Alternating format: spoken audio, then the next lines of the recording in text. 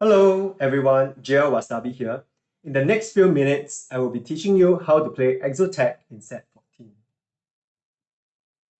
Exotech is similar to the playstyle of Rebels from last set. This is because the aim of this comp is to fast 8 and find Sejuani and Zeri, just like how Rebels needed to find Ilaoi and Zoe in order to stabilize late game for a top 4. Exotech champions gain health and attack speed by equipping items, and these include both Exotech and non-Exotech items. But do note that Exotech items can only be equipped by Exotech champions, and each Exotech champion can equip more than one Exotech item. Because of this buff, it is crucial to equip your main tank and main carry with 3 items if possible, in order to gain maximum health buff and attack speed buff. At the start of the game, if you have an Exotech unit, you'll be able to scroll over its trait to see which are the 3 Exotech items being offered for that game. Do note that the team planner does not show it this time round, unlike for Academy last set. Riot may or may not patch this in future. There is a high priority to play Exotech if you see Flux Capacitor in the 3 Exotech items, since it is very strong on Zeri right now. However, even without it, you can still play 3 Exotech Splash, as it is useful even though you do not get damage items compatible with Zeri from it. It is still providing huge attack speed buffs to Zeri from the trait. However, Exotech items of course provide higher stats and effects than normal non-artifact items. Exotech is also a prismatic trait, so play it whenever you have the chance to, since it is guaranteed to be strong. However, this is very difficult to achieve for Exotech as compared to Street Demons and Anima Squad. This is because you will need 3 emblems instead of 2 that is formed using a glove and is backed. And this is on top of the usual condition to reach level 10 typically, as well as to be able to get all 7 out of 7 Exotech champions. However, if you ever manage to get 10 Exotech, you will not regret the effort as it is extremely strong. It will grant all 7 Exotech items on top of these 3 Exotech items already given in the game. And these 7 Exotech items are granted in their upgraded versions, similar to how perfected Cambaran items from last set is like. These items are broken items with crazy effects like execution at 44% HP, obviously intended for Jhin. It is super busted and I will show it in one of my gameplay videos if I am ever so lucky to get it. There are 7 Exotech items in the game, with 4 being damage items and 3 being tank items.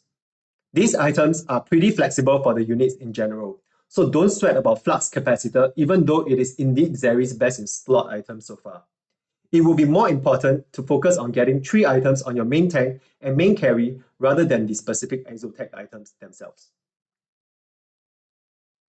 So for your early game in stage 1 and 2, you should look to play Exotech if you are in a good spot for it, such as having a Bastion opener with Rapid Fire or Marksman.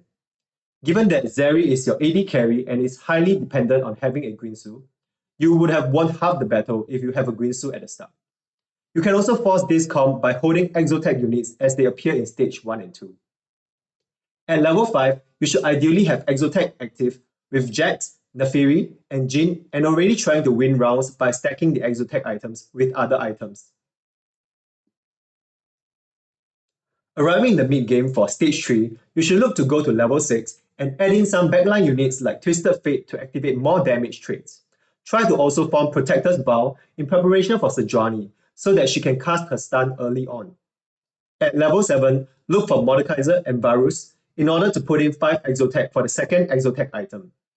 You can also include Gragas for the extra health buff from Bruiser and Divinicore. At stage 4, when you typically reach level 8, look for Sejuani and Zeri in order to reach the 7 Exotech breakpoint for your third item. Sejuani is your main tank for now, even though she is more utility-based and will be carrying your tank items, while Zeri is the main AD carry to carry your Guinsoo and Exotech items that are damaged in nature. Ideally, she gets Flux Capacitor, which synergizes very well with her and Guinsoo.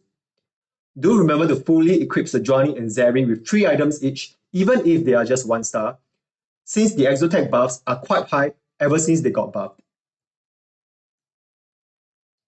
Here we will talk about the level 9 cap bot, as I assume most games we will reach around level 9 and not level 10. However, the general guide would be to put in stronger units or activate higher trait breakpoints if you can add in more champions at level 10, like how you splashed in Warwick or Mel last set. After upgrading most of your units, especially your Sejuani and Zeri, you can then look to level 9 to look for 4 Bastions with Renekton, or to add in Garen. If you can get an Exotech mod from Garen, you can give it to either Garen or to Kobuko, so that they can equip more tank items to stall the fight for Zeri. Excess items would all go to the 5 cost, since Exotech champions are all 4 cost or lower. We will not look to drop any Exotech champions, even though that is the case, since 7 Exotech provides huge buff for Sejuani and Zeri. Last but not least are the augments you can take for this comp. Obviously, you can go for Exotech Emblem, as they will help you to drop lower cost units like Jhin and Naafiri for higher quality units. However, this is not very necessary, since 7 Exotech trait is not being locked behind any 5 cost units, so it should not be too difficult to activate it. Cyberdeck is a new augment that is specific to Exotech that gives up to 3 Exotech items on top of what is already given, to 3 Exotech champions that are currently equipped with 2 items. This always gives them the ideal Exotech items, which means that Zeri will always get Flux Capacitor. This is a huge deal, as it will no longer be dependent on the Exotech RNG in that game, and you can just focus on making 2 other best in slot items for your champions. I have prepared some gameplay videos with Cyberdeck, so do keep a lookout for them. Hall of Mirrors is also a new general augment that duplicates all your front row units into the unit standing in the front row middle hex. Just put Sejuani in there and enjoy a free win by dropping infinite stuns on your enemies. In general, you should prioritize one econ augment in order to hit higher level, since this is not a reroll focused comp. Combat augments that focus on tankiness is also great, such as Bulky Buddies, since your game winning condition is generally for Zeri to scale up late into the fight by stalling for her and protecting her from any possible snipes. You are absolutely awesome if you have reached the end of this guide, and I hope you have learned something from this video. If you find this video useful, I greatly appreciate if you can like the video and subscribe to my channel for more guides and gameplay videos. See you again, bye bye!